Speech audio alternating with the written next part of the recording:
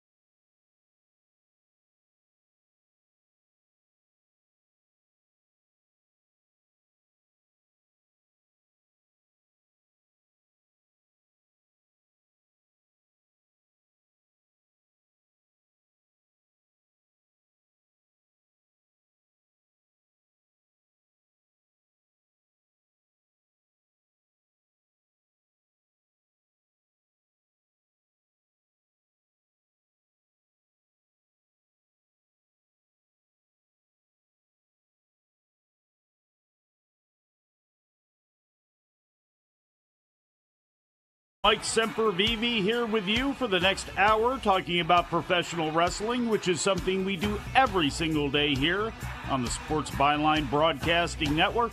Tune in, iHeart, American Forces Radio, sportsbyline.com, over-the-air affiliates like KMAB, 99 KMSR, and the mightier 1090. Podcast replays on SiriusXM, or maybe you're watching us on Twitch or YouTube right now. However you're joining me today, I'd just like to say thank you. Hopefully wherever you are, it's sunny outside. If not, hopefully it's sunny inside your mind. It's a cloudy day here on Delmarva, and it's cold and rainy to boot, but that's okay. The sunshine of my radio life is going to be joining me today. Yes, filthy Tom Lawler is going to be here alongside me, which means Bryan Alvarez is not here. And as sunny as it is for me to have filthy Tom Lawler here, I hate to say it, we're going to have a guest on later in the show, and I'm not going to tell you who it is, and I'm not going to tell filthy Tom Lawler who it is. I'm going to make him guess, because it's somebody that he does not like, and it's somebody that does not like filthy Tom Lawler. And you would think to yourself, that cannot be a long list of people. Who would hate filthy Tom Lawler? There are people out there. Maybe people out there that Tom has wronged. We're going to find out. AEW Dynamite was last night. The finals of the Continental Classic tournament are now set for World's End. And no surprise, it's Jon Moxley against Eddie Kingston. They had a great face-to-face last night after Kingston beat Bryan Danielson. And that promo may have been the highlight of the show. It was a very polarizing edition of AEW Dynamite. And a lot of that comes down to how you feel right now about MJF and the devil. We'll find out who the devil is in filthy Tom Lawler's life as this show goes on. And we're going to do that right after these commercials on Wrestling Observer Live.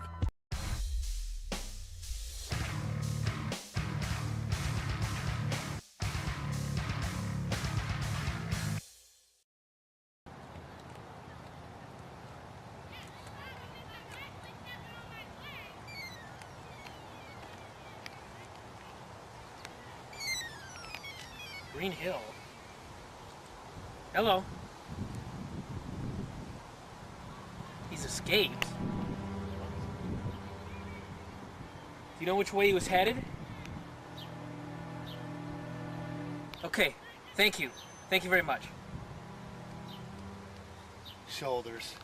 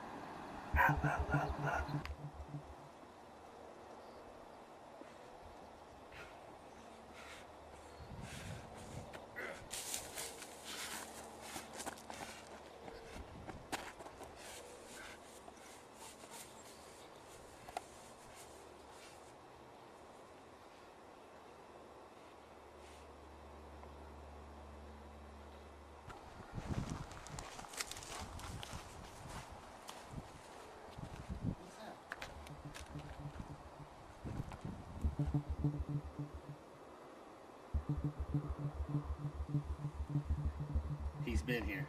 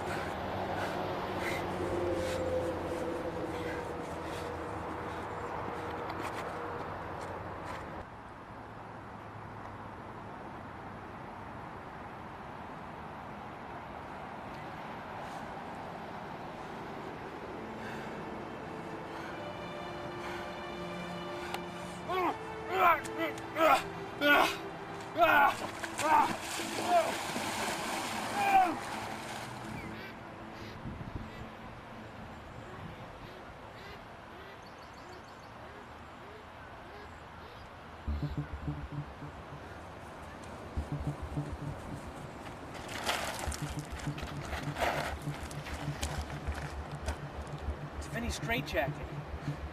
We're getting close.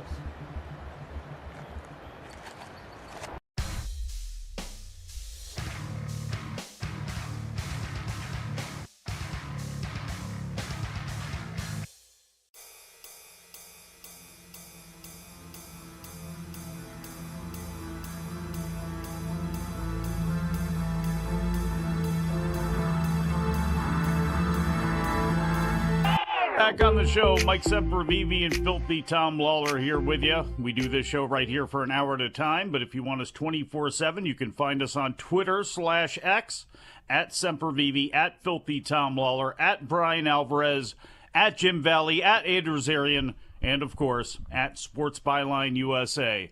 I'd also like for you to make the wrestling news part of your day. Everything you need to know to get your day started or get you up to date or to your favorite wrestling review pod like Dave and Brian on Wrestling Observer Radio. Each episode is between 5 and 15 minutes long, 365 days a year. Find it wherever you find your favorite podcast or head on over to WrestlingNews.com and at Wrestling News AV on Facebook and Twitter.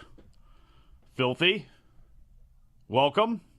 Once again, Brian decided, I do have to go somewhere today. You guys got the show. I'll see you later. And apparently he's going to be here Friday. Folks, I hope he is, because I'm not going to be here Friday. I don't know about you, Tom. I will not be here Friday. I will be in Cleveland, Ohio, on the road. One of my homes away from home, a seasonal residence that I visit monthly. AEW Wrestling at the Temple in Cleveland.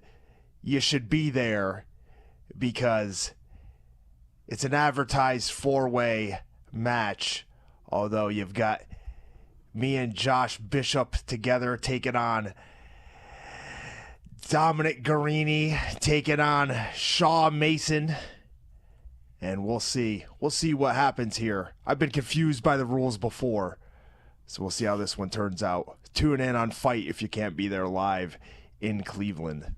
Now, I mean, I hate to ask you this, but I mean, technically, you did suffer an injury. How was it going through the holidays? And I guess I just actually have to put it like this. I mean, how are your cojones doing going into this match?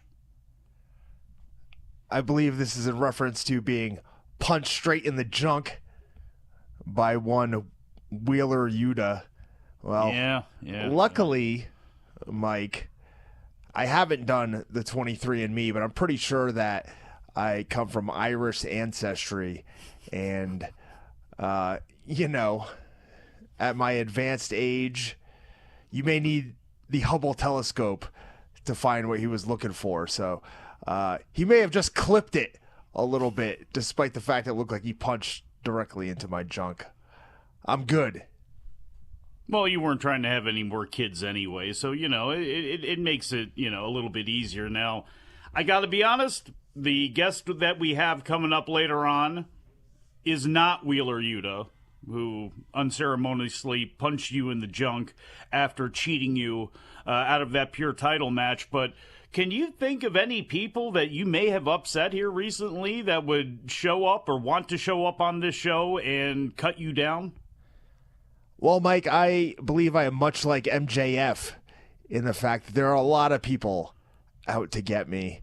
So it could be any one of a number of masked figures. Perhaps the devil himself is in charge of whoever's showing up later on in the show. I got no clue, Mike. It could be old Bryan Alvarez for all we know. That's it. Maybe he found that jar of blubber. Maybe that's what he's searching for today. But, when you talked about the Devils, and we got the guests coming up in the last segment. We'll go through in the next segment everything that came down and as much of a report as we can do in those 12 minutes on AEW Dynamite. But what were your thoughts overall about the show as you watched it this morning? And obviously, you don't have to pick it apart or anything like that. But when it comes to the MJF and Devil storyline, are you interested in this as a fan and as a viewer? Are you still enthralled in what they have going on? Or are you kind of hoping this thing comes to an end? Because it seems to be real 50-50. You either love it or you absolutely hate it. I'm okay with it.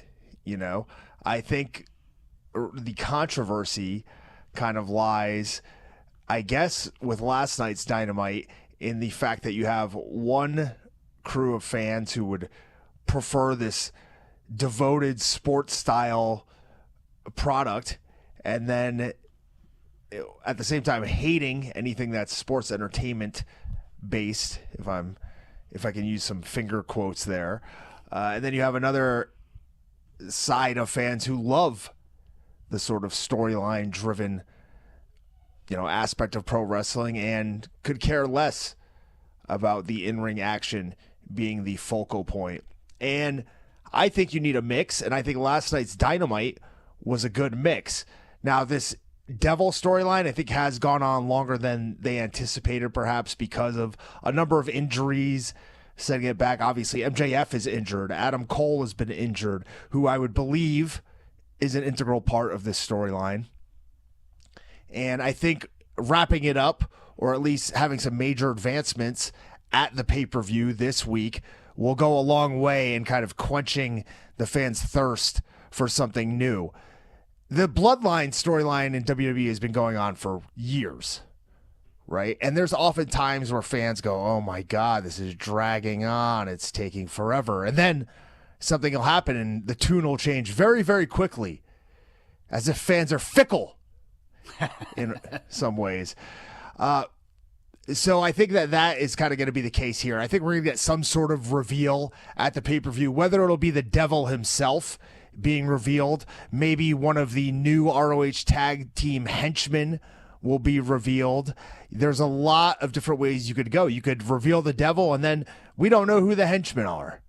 You could reveal one of the henchmen, and then we don't know who anybody else is.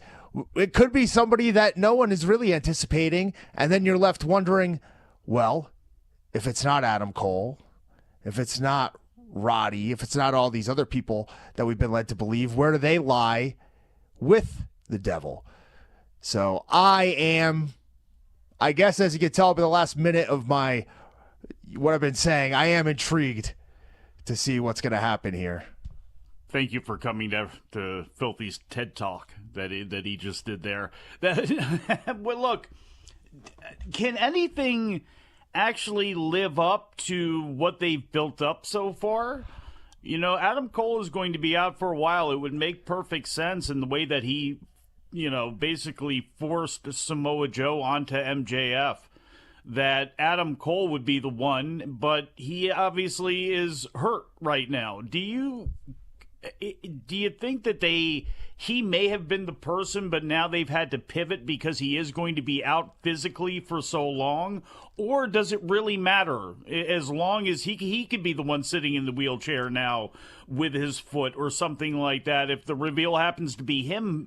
And because I think he would still be the best one out of almost of everybody. I mean, I can't even see somebody from the outside, from who used to be in WWE, coming in and having as much impact and something that would be accepted by, because not everything, no matter what they do, somebody's going to complain about when the reveal happens who it is. So you're not going to make everybody happy there, but I think you probably would make the most people happy with an Adam Cole, because otherwise, kind of looking at it, is Mustafa Ali that guy? Is Jack Perry, Jack Perry from the AEW side, and then from an outside point of view, would Mustafa Ali have the most impact as being the devil?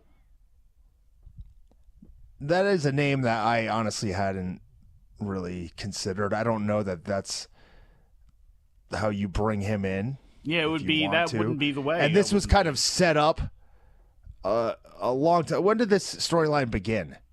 When did the devil first appear? I believe it was before Mustafa Ali was released. Now, that doesn't mean you can not change the outcome of the storyline, obviously. But I think when it comes down to this, I think the best thing to do is the most obvious answer. And that is Adam Cole, right? Now,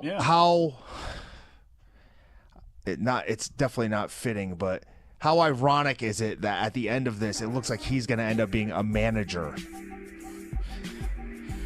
I think the damnedest thing out of that, if that happens, is turning Keith Lee heel and then pairing him up with this faction and being one of the henchmen. It won't happen, but could you imagine? We'll be back. Wrestling Observer Live.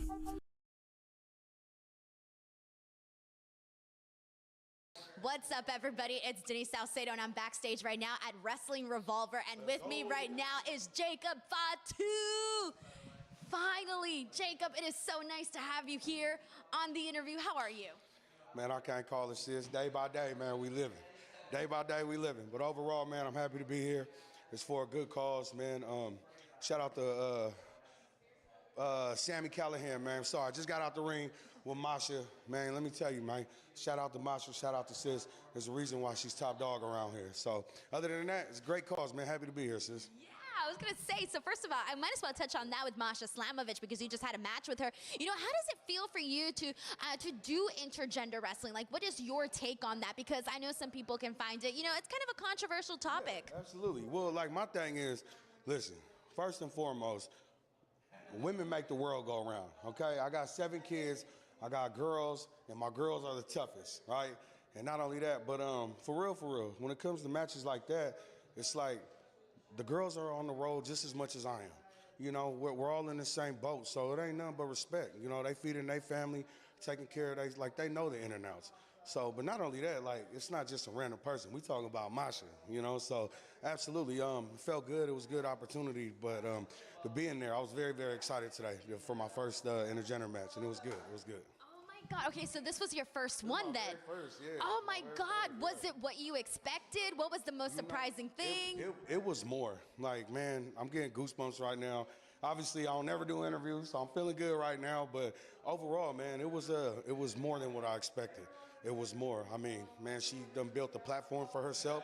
She done built the following for herself. So to be out there with somebody who's actually doing that shit, if it feels good. Oh, sorry, I don't know if I could. No, that's okay. Okay, for sure. But overall, it feels good. Feels good. For the year 2023, Masha, when you think back to your body, to your collection of work, what would you say are some of your top 3 favorite moments of the year, your top 3 favorite matches? Jesus Christ, that is a really hard one because much like 2022, 2023 has been an absolutely jam-packed year full of amazing matches. You know, I just go from having main event level match to main event level match, and, you know, not to toot my own horn, but it's been history making week after week. So to pick top 3 moments is incredibly difficult. However, being a part of Pro Wrestling Guerrilla's BOLA in the very beginning of the year was something that I wanted to do for a long time and something that meant a lot to me. And also, the match that I had at Game Changer Wrestling against Rina Yamashita in Tokyo is another very controversial style of wrestling, is the deathmatch wrestling, but it was one of my most passionate matches of the entire year. And if you go back and watch it, I think that the heart and soul that we left in the ring definitely transcends across the camera to the audience. So those are definitely some of my favorite matches.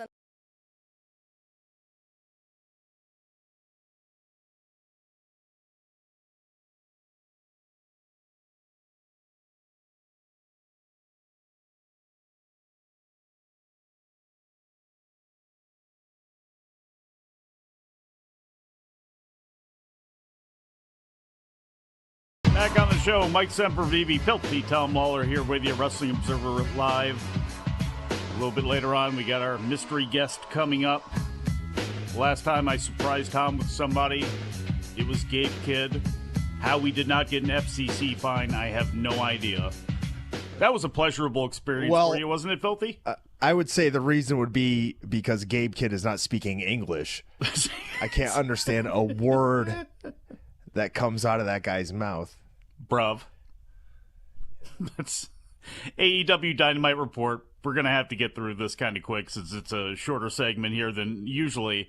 Done with this report, but the New Year's Smash edition was broadcast live on TBS from the Edition Financial Arena in Orlando. We opened the show with the first Continental Classic semifinal match, Jon Moxley against Jay White against Swerve Strickland. These three went outside right away, brawled on the floor, up and through the crowd, then back down again. They were outside for at least 5 full minutes before they got back into the ring. After they made their way back into the ring, it was a pretty standard 3-way, you know, when it came to guy does move, guy gets, the guy who did the move gets thrown out of the ring and by the guy trying to steal the pin, and a lot of that sort of stuff. Towards the end, Jay White brought a chair into the ring and used it on Moxley, but since there's no DQs, that was fine. White then set up the chair between the ropes in the corner and tried to throw Swerve into it, but it got reversed. White went outside. Moxley and Swerve then exchanged strikes. Swerve went up top for the double foot stomp. White pushed him off. He came in the ring, tried to give Moxley the Blade Runner, but Moxley fought out, hit a lariat and the Death Rider DDT, and got the pin. You know, it probably deserved more justice than what I just gave it right there. It was a good match, but I didn't think it was anything spectacular, Tom, and I got to be honest, I wish they just would have went with a one-on-one match for this instead of throwing a 3-way at you at the last minute. I agree. I wish it would have just been a one-on-one contest. And Bryan talked about this on Tuesday's show, but there are a lot more years of the Continental Classic hopefully ahead of us, and you don't really want to exhaust all of your possibilities as far as what you can do with the bracketing and matchups, and I think they should have just gone 2 one-on-one semifinals here. I guess the idea is to protect Strickland coming out of this, although really losing to Jon Moxley one-on-one in a long match I don't think hurts anybody in the long run. I don't think this is going to hurt Jay White in the long run. And having Jon Moxley win this block is a great choice. He has been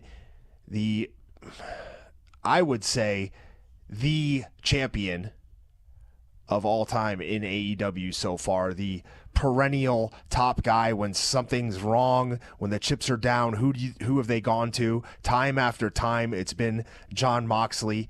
So you put him in the finals, it raises the stake of this tournament right off the bat, and I think it's the right call. Great match.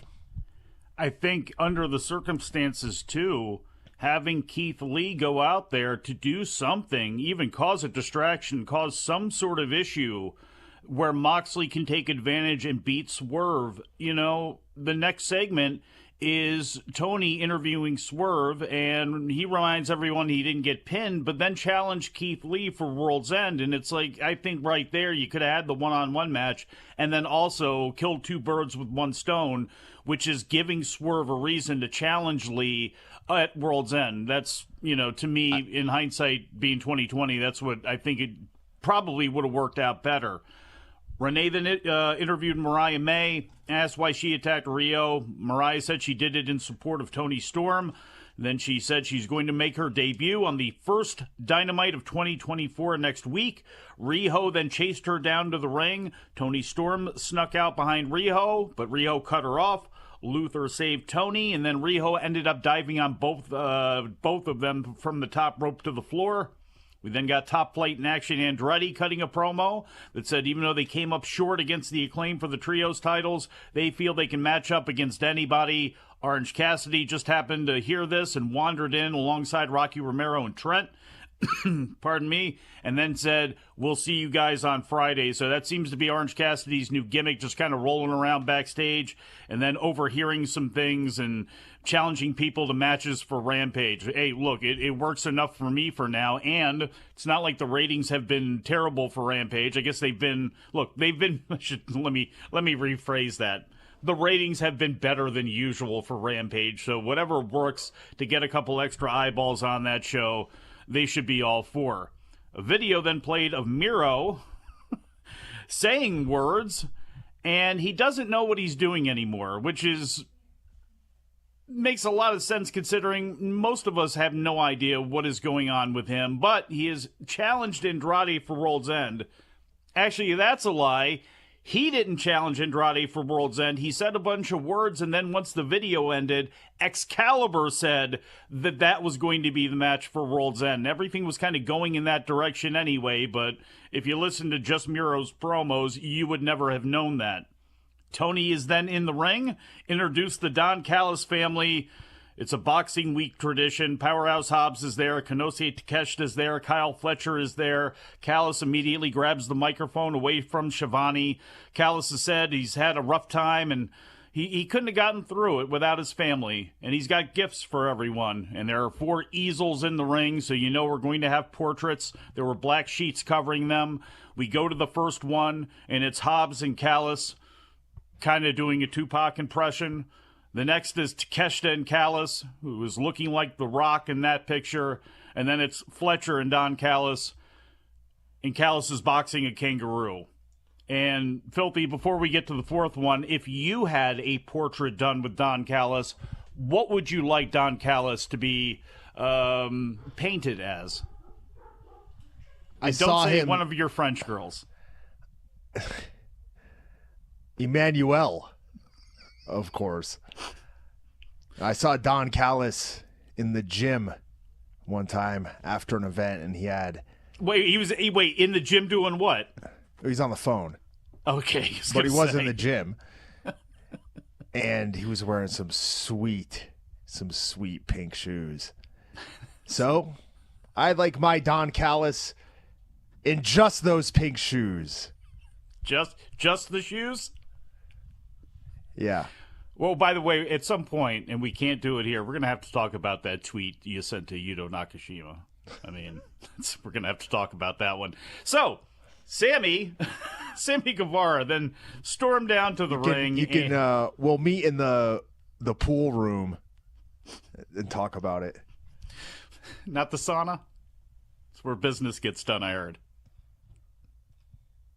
Sammy Guevara came down to the ring, and so it's time for the fourth picture. Sammy comes down to the ring. He's all pissed off because in the time that he's been out with his concussion, in the time that his wife has been giving birth to their first child, no one from the family has called him. Don Callis has not called him to know what has been going on. Sammy... Then Don decides to reveal the fourth picture, and it's actually a very nice picture there of Don with his arm around Sammy, and Sammy's holding the newborn baby, and the rest of the Callis family is around them, and Sammy immediately gets pissed off, just like Filthy would, because you know how he feels about using family and stuff. Sammy asked Don who the hell told him to put his baby on that picture. Don then insulted his parenting skills. They jawed back and forth. Sammy said all Don cared about was himself and not putting anybody over.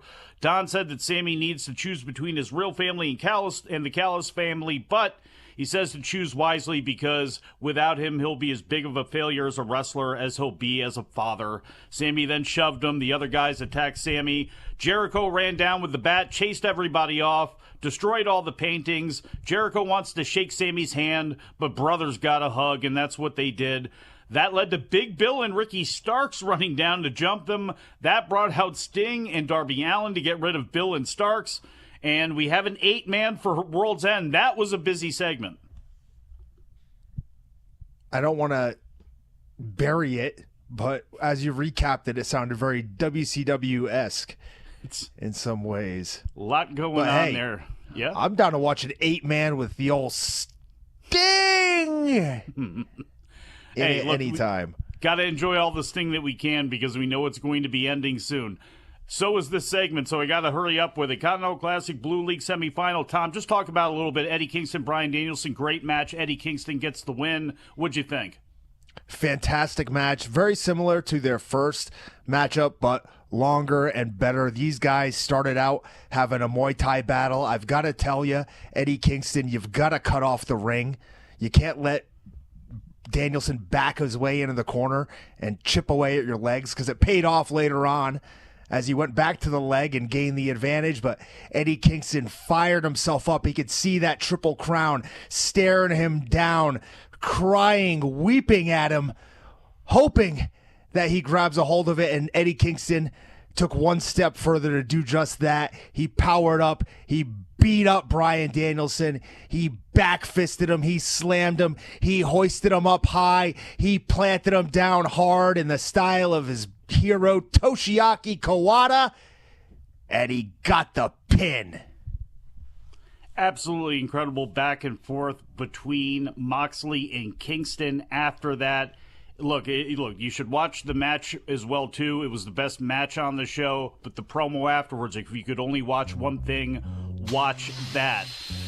It was then time for the main event after we got Sky Blue defeating Chris Statlander. MJF, the Devil, Samoa Joe, the Henchmen are now the ROH World Tag Team Champions. Surely you have already seen this on Twitter or everywhere else. It's been posted up there.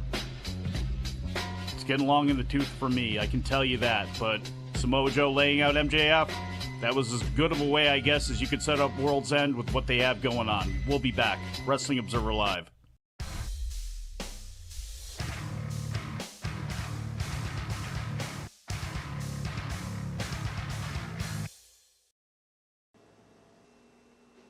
We've almost reached the pinnacle of the tour, but this is one of the most important things. This is the computer. This is the workstation where I do the majority of the actual physical part of putting Figure 4 together. I do the writing here, the editing here, of course the phone calls, even the microphone here when we used to do Wrestling Observer Live, which has since died. And in fact, I better put the screensaver on here so this doesn't get burned in the screen. But putting the newsletter together, people understand, it's a lot of hard work and dedication, like 2 to 3 hours per week sometimes I have to spend on it. And, hold on a second. Figure 4, who's this? Carl Thorillo? Yeah. Yeah, hey, listen, can I call you back? I'm doing something here right now. My fridge? Yes, running. Hello? Anyway, this is, like I said, computer, got the TV here, this is pretty much the place. This is going to be a quick tour of the trophy room. This is actually my trophy case. It's made of mahogany, very expensive, but what is worth far more than the case itself is what is inside, and that is the medals from the various sports and the accomplishments that I've achieved during my lifetime. This first drawer here is my gymnastics medal. Here, I got state and such. These are my Taekwondo medals. These here, amateur wrestling medals. And down here are the 26 medals that I won in the 5-kilometer walk down to the Bothell Landing over the course of the past 5 years. And, I realize that I'm a 4-sport superstar right here, and some people, it might bother them that they haven't had such achievements in their life, but I think that the whole point is that you can achieve anything. If you can make a great pie, you can win the pie eating contest at the Puyallup Fair, and I don't know, hell, if you can eat a good pie, you might win the pie eating contest as well. So there's achievement in this life for everybody.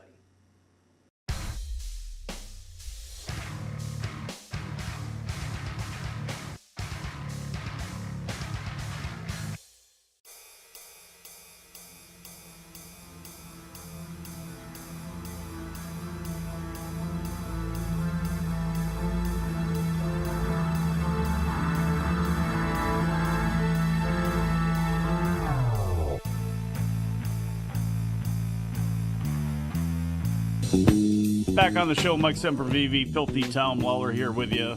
Now, Filthy, I've been teasing you the entire time, trying to make you guess and make you think, who is this person who is going to come on here and take me to task for all of my filthy tasks that I may have laid upon them.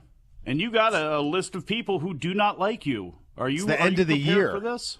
It's the end of the year, Mike. It could be anybody. 2023 has been a rough one for me. It could be the new president of New Japan, Tanahashi. Could. Last time he saw me, said, "Hey, Tom, you look skinny." Handed me a packet of protein powder with his face on it and walked off. I don't know if that guy likes me. Let's Maybe see. not. Who else could it be? Hey, maybe it's Alex Kane from the Beaumont Fight Club. He never shuts his mouth. Guy's the 2023 Beetlejuice of MLW. Who else could it be? Maybe it's Rocky Romero, because he just shows up wherever. It doesn't matter where you are. That guy's going to be there trying to inject himself into some storyline. Maybe it's him. Who knows? Who is it, Mike? Well, here we go. Who you got for me? Mystery guest, will you please announce yourself to Filthy Tom Lawler? Thomas Joseph Lawler. Who else could it be besides the other half of the tag team? And I got a bone to pick with you, buddy. I texted you at 3:36 and you didn't text me back, so I had to pull some strings so I could get on the air to talk to you. 3:36 a.m. For those of you who are not... 3:36 p.m., brother. For those of you who don't know... The intense icon. I don't sleep. Ladies and gentlemen, look, for people who do not know who this is, and you should, it is Filthy's tag team partner for when he goes up for the MLW World Tag Team Championship coming up on January 6th. It is Josh Bishop. Josh, thanks for coming back on the show. This is my first appearance, actually. Oh, well, you know. Yeah. I've been drinking. First time. Okay? I've been drinking. Long-time listener, first-time caller.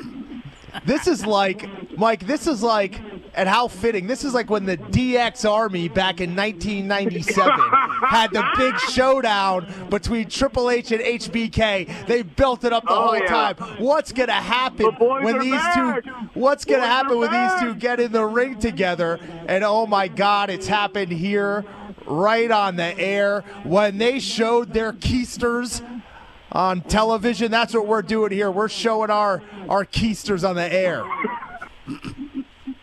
You can't say any bad words on this show, Bishop. Oh, yeah, that's true. Okay. We warned you All on right. that. Nobody warned me, so if I said a bad word, I'm sorry. Nah, that's all right. But look, you're here, Filthy's I wasn't here. aware. I mean, my God, the World Titan Federation is in effect. I mean, what has this been like for you gentlemen now tag here? Team. Joining this super group. Well, it's much like every other day of our... Yeah, I am talking. You're on some sort of delay because you're probably listening to yourself in the background. If you want to turn off the radio, that'd be great. But It's just like any other day in our lives, being part of the World Titan Federation. You got MSL, a promoter, a man. Mike, this is a true story. Day one, the first time I ever took a bump, he was there watching it, scouting me then. He has now scouted the hottest talent on the independent scene, Joshua Bishop, the baddest bitch You're making it sound like Bishop was your young boy, though, when you were in MLW there the first time around there. I mean, how is this relationship between you two grown? How did this power duo get together here? It's like the superpowers. Yeah, well, this guy beat me up over the course of the past year. We've been fighting each other for 6 years. Power for 6 years we've been fighting each other. Yeah, power bombing inside and outside of the ring multiple times. I remember being in the locker room once. That's true. On accident. I accidentally power bombed you in the locker room. Hold on, time out here. Yes. Like, what is that story about, Josh? One time I accidentally just picked Tom up and gave him a power bomb in the locker room right before we were about to wrestle. So were you guys like? You just decided to like Chris Farley him, like he was David Spade up, and like, come on, buddy, and just like, oops. He was trying to show me how safe he was. Truly, actually, that's what I was doing. Yes. You can't make this up. And I said, I guarantee I'll be able to get you. It was like some way he was kicking me. I was like, there's no way I'll drop you. Like I'm strong. I'm safe. I got you. And I was giving him the last ride power bomb. So you gotta like kind of give him that little oomph up. You know what I mean? Like Big Evil used to on Friday Night SmackDown. And so I like have him in the air for the oomph, and I just gave him the power bomb too for some reason. I don't know why. But I just gave him it on this concrete floor probably 2 minutes before we were supposed to go wrestle each other. This was probably this was probably 4 years 5 ago. Years. Yeah, and it's taken me 5 years of begging to tag team with this guy so that this never happens again in the past. Yeah. Oh, choke slams. Tom takes a great choke slam. How many times do you think you guys have wrestled each other? Because, I mean, I remember one back in May, just of this year, where you guys were going at it. I mean, out there, when you're out there grinding like that, how many times do you think you guys have probably crossed paths in different states over all this time? I'd say, I think we've wrestled each other or been in the ring with each other at least twice. Maybe 3 times a year, every year that I've been working. So I'd say at least probably maybe 25. Maybe I'd like the minimum, I'd say. Yeah, I'm pretty sure in the past year we've been in the ring together like 10 times. Yeah. Whether we've been teaming, whether we've been in battle royals, whether we've been against each other. We did some spin the wheel, make the deal. Spin the wheel, make the deal. On AEW. So, and now, as you mentioned, Mike, Kings of Coliseum, 2300 Arena. When I was a high schooler back in the day watching ECW, I didn't think that 30 years later I'd be fighting there alongside JB, teaming with Josh the modern Bishop. day gladiator. The modern day gladiator.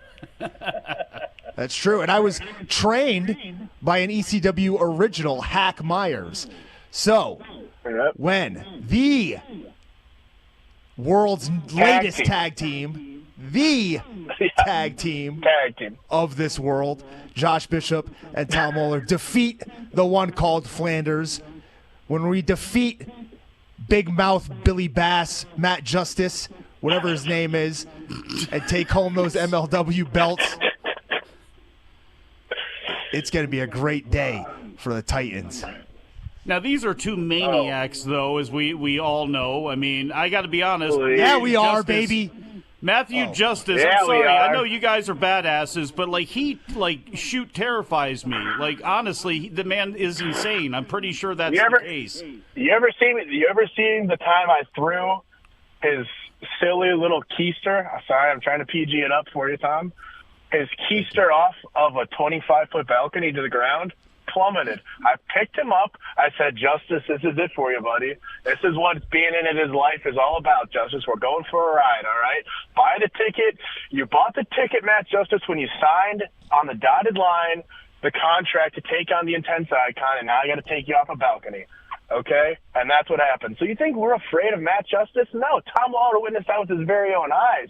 And he said, I need this man in the Titan Federation with me, the tag team, and the world's latest tag team, Joshua Bishop, Tom Lawler. We're stepping in there with Matt Justice, a man that I have damn near killed, and Manders, another man I've damn near killed, because, I mean, Tom, what is there that we can't do? Honestly, with your elite fighting skills and me just beating UFC 5 career mode on Legendary last night, like, we're pretty much the two toughest dudes in the locker room. Well, that's without a doubt. I mean, I don't think that you can even dispute that at this point. When you take a look at the lay of the land in MLW, look at the guys who look like real athletes. Look at the guys who look like superstars. It's the guys who are aligned with us. It's the guys who look like they spend their lives in the gym. The guys who look like they spend their lives beating other people up. The guys who are vascular, pumped, ready to rock at all times. Have you seen my legs? These quads are as veiny as they come lately, because I've been hitting my Zercher deadlifts every day. A Zercher deadlift a day keeps Matt Justice and Manders away from leaving the 2300 arena at Kings of Coliseum, the MLW Tag Team Champions. And that's my motto I'm living with until January. Now, when it came down to thigh and calf vascularity, did you pick any of that up from Hammerstone when he was hanging out there with the WTF there? Well, he was giving some tips to me. Yeah, he was giving us some tips. He told us all about his mesocycles and microcycles of lifting programming. Well, he showed off his vascular legs on Twitter, and I had to block him. It was disturbing to me. I didn't know what to do with that. You cannot let it get to that level, though. Tom, that's what you got to teach him. You know, that was to me. That was arousing. That was arousing. Yeah. Mike, are you sure that you weren't taking a peek at Matt Brannigan's Twitter? No, it was not. No, it was. You sure that was Hammerstone's leg? Yeah. Looked like a damn leaf. Looked like a leaf. Now, are you guys going to be there to also offer support with other members of the WTF on this show? Because, I mean, Richard Holiday, Tom, I know it brings up a nasty subject, losing to Alex Kane, as you did in your quest for the MLW Heavyweight Championship to regain that. Are you going to be what is the state of WTF right now? What WTF is up with WTF? We're the best. We're the most dominant faction in MLW. The most dominant faction MLW's ever seen. Remember Contra? Nah, me neither. Remember the Von Erichs? Nah, me neither. You're barely there. I don't. I don't. But when you look at MLW right now, who's at the top? It's not the Calling. Nope. It's not Second Gear Crew. It's WTF. And that's who it's been revolving around, whether, you got somebody like Matt Cardone, you got Alex Hammerstone, now you got Richard Holiday coming in as assassins, trying to take out Alex Kane. Oh, yeah. And you got the backbone right here. Oh, yeah. Not the yellow belly backbone like most of these other guys. You got the backbone of the WTF. Yeah. Josh Bishop, Filthy Tom Lawler. The base of operations. And the two Zeta. Strongest men in the locker room. Yeah. What a trio. The Ice Train, Scotch Flash Norton of MLW. No? It's the Chuck Liddell and Tito Ortiz. I'm a little too... Yeah. And I'm too old young for Ice Train. I'm sorry. Well, you know what, Josh? I'm going to need you to hold the line here just for a moment, because the station needs to pay bills with their advertisers, which we may have all lost after that last segment, but we need to go to them. And when we come back, we're going to talk a little more to Josh Bishop about MLW King of Coliseum coming up January 6th on Fight TV.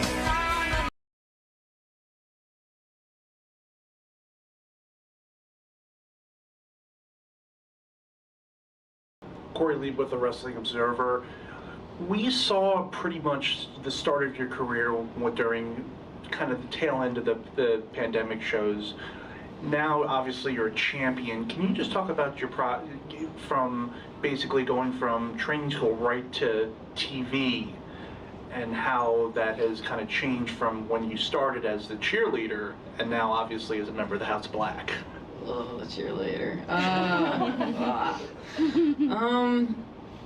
Yeah, I think before I was training at the Nightmare Factory, I had maybe 5 matches on the indies ever, and then next thing you know, I was on TV. So it was a really big jump, and you guys all saw my growth on TV, which a lot of people you don't see. All of their growth is on the indies, and then they make it to TV. But you guys saw me at some of my lowest lows, doing the cheer thing, and then finding myself and elevating myself. So yeah, you guys saw it all, I guess. But I'm very proud of myself now, and I did always see myself going this path, and I can't believe I'm doing it this early on in my career. I told myself, oh, when I'm 26, I hope I'm on TV. And 22, winning a belt, man, I'm trying not too hard to think about it because it's just so crazy. So, yeah. Hi, Julia. Iman with LA Excise. Congratulations on becoming TBS champion. MJF, when he was here previously, talked about ageism in wrestling. He's 27, you're 22, you could be a senior in college. Have you experienced any obstacles due to your age, or maybe people not taking you seriously? And if so, how did you overcome those obstacles? Yeah, I think being with the cheer gimmick, it was really hard to even take myself seriously, and I wasn't confident, and I always felt just like the little guy. I still am the little guy, and I'm still learning every week and every time I'm in the ring, and I love everybody's critiques. I really appreciate it. So, I mean, what was the question? Sorry. Have you had any challenges? Maybe. Oh yeah, I remember coming to the back after my matches as a cheerleader, and people would just be like, "You'll get it eventually. Like, it's okay." And I'm like, "Oh God, I don't know what I'm doing. I'm not confident in myself. I don't know what's happening." So, I think it was just finding my darker side to really take it out of me. So now I come back from my matches and people are like, good job. Yeah. You're figuring something out. And I'm like, oh, thank God I'm doing something right now, because it was a long path to find me doing something right. So.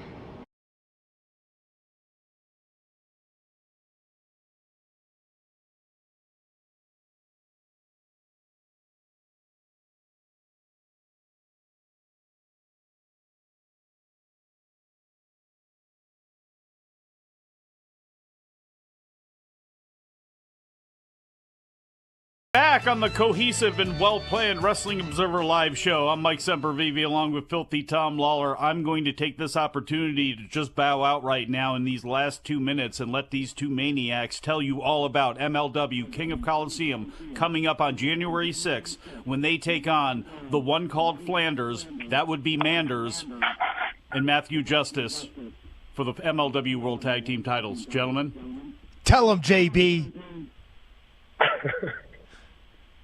I'm sorry, I need a minute. Every time I hear the one called Flanders, it just always makes me laugh, man. I can't help it. But this sounds like somebody's getting ready to shoot a promo and they don't know what they're about to say. So I'm going to kick it off. Oh, you're damn right, Tom, and that's why we're the best tag team. So I'm tagging you in. I saw that hand go up, and I was ready to slap it. Yeah. Just like we're going to slap the one called Flanders. Just like we're going to slap Big Mouth Billy Bass Matt Justice across the face on January 6th at the old ECW arena, the 2300 arena, because when you check out the CompuBox strikes at the end of the tag title match, that's going to be how many we land on these poor losers out there. And we're going to be walking away from the Kings of Coliseum as the Kings of Coliseum, the new MLW World Tag Team Champions, Filthy Tom Lawler, Josh Bishop, representing the World Titan Federation. Everybody, throw it up for me one time. Let me hear it. WTF. Then, now, whatever. And that is that, ladies and gentlemen. Josh Bishop, I'd like to thank you very much for being on this show today. For all of you out there, thanks for having me. Listening Appreciate and watching today, thank all of you. Thank you to producer John on the video. Thank you to producer Dom on the audio. And Bryan Alvarez, and only Bryan Alvarez, will talk to you tomorrow on Wrestling Observer Live.